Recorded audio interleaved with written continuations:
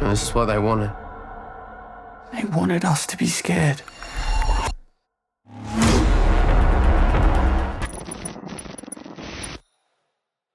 Hello, friends. How are you guys doing today? Good, how are you? Oh my goodness, Adrian, first off, I have to say, what is going on in your mind for this movie? Because you made like Heartstopper, but what if hearts were actually stopping? Like It's a tortured I'm just poem. it is very torture. I mean, but this idea of this like first love romance with supernatural horror, Adrian, tell me about coming up with this. Like, what came to you first? What was calling out to you as the writer and the creator of this? What was calling to you? I had noticed in the last few years there was a slight rise or kind of a regression back to a bit of homophobia and particularly a lot of political rhetoric that was going around. And I wanted to make a film about that, but I didn't want to go back to the kinds of films we'd seen before. And I wanted to try something more personal. And so I looked to the films that I watched when I was a teenager and when I was experiencing homophobia myself. And I think there's something about horror movies that not only appeal to me, but I think a lot of people, a lot of young queer people look to horror movies because of those themes of otherness and the way that they present, you know, the teenagers in horror movies are always running from these monsters. I think there's a lot that kind of represents for us. So out of that, I started thinking about how do we turn homophobia into a monster, and that's where I came up with this idea of an entity that mimics the form of the person you most desire. I will also say I love the romantic element of this. I love the horror fan. Obviously, you can see horror is my thing, but you made a romantic film. I mean, this is bringing me back to like Return of the Living Dead Part 3, where I'm actually into romance just as much as the horror. Yeah, Tell me, I'm glad you like that. Tell me about seeing Joe and Stacy in their auditions and telling me like what is it about these two? I mean, if anyone who's seen this movie, the boys are phenomenal. I mean, just phenomenal performances. What about their chemistry like spoke to you during that audition?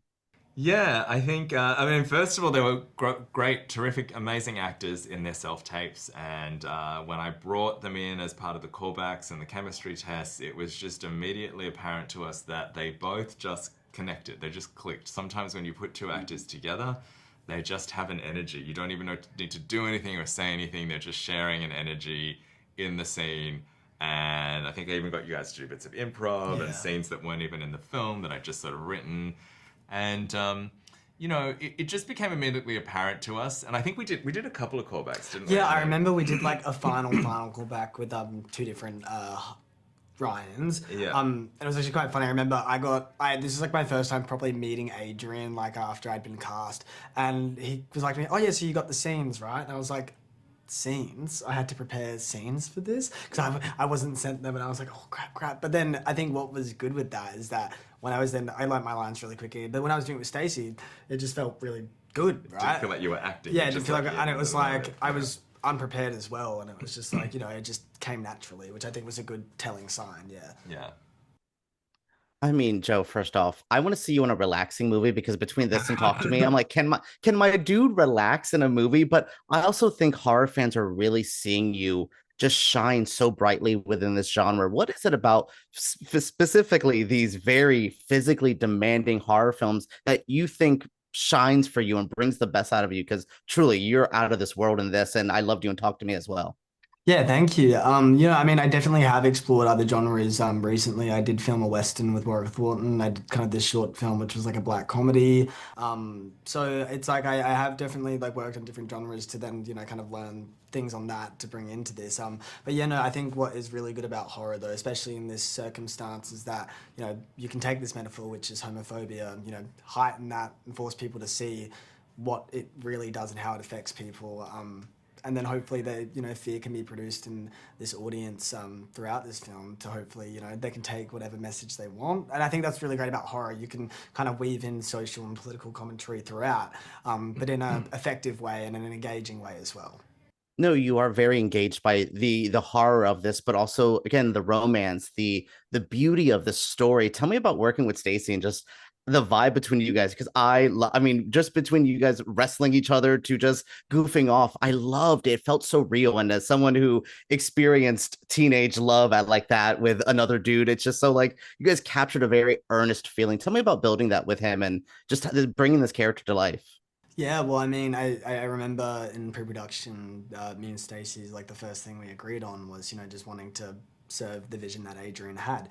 And, we were very open with each other and vulnerable with each other, as well as, all the cast was. And Adrian was vulnerable with us as a director, and we were vulnerable as actor. And just as, like, I think what it was is that no one was an actor or a director or whatever. Everyone was just people here to, do this film. And yeah, Adrian made me and Stacey hang out a lot in pre-production. Well, not made, obviously we wanted to, but yeah, it's just like that encouraged. But that connection was built, and yeah, building that connection beforehand just lays the groundwork for everything. So then we went to filming on set and whatnot. It was kind of already there, and you just can kind of let go and focus on the other stuff you need to, like standing here for the camera and whatnot, because you have to obviously worry about all the technical stuff, but having built that already makes that simple. Yeah, it's just kind of second Yeah, nature.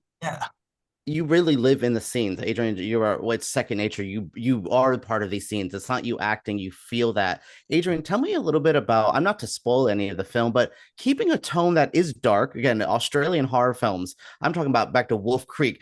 Y'all don't play over there. Y'all are some brutal friends. But also, I think there's something about Leviticus that is still not too dark. There's just a glimmer of fun. I mean, I laughed out loud sometimes in this movie, and I love the positivity that you do try to sprinkle out. Tell me about trying to balance that tone. I think the film, we're very conscious of keeping the film very grounded and very real. And I think that meant, I mean, that was in every sort of choice around the production design and how we shot things and what the dialogue was, all that sort of stuff. We didn't want, like, we had this one element, this one heightened element, which was there's a supernatural monster, which we've given some rules to. Other than that, it just had to feel like real life. And I think as a byproduct of that, it meant that the relationship had to feel real. It's not like we were swerving around the relationship and trying to, turn it into something it wasn't. It just had to feel like real life and real love, basically. Yeah, and you kept the film from feeling like an oppressive tone, some movies I walk out of, one of my favorite movies is Martyrs. I walk out of that being like, I need a shower and a long nap after this. Leviticus, I felt uplifted almost. I felt like a very positive feeling. So I want to say thank you for making a queer horror film that wasn't just trauma. I think both of you can speak to that as well, of like, this isn't just a traumatic film. It's a real grounded film. And I love that you guys were able to capture that feeling.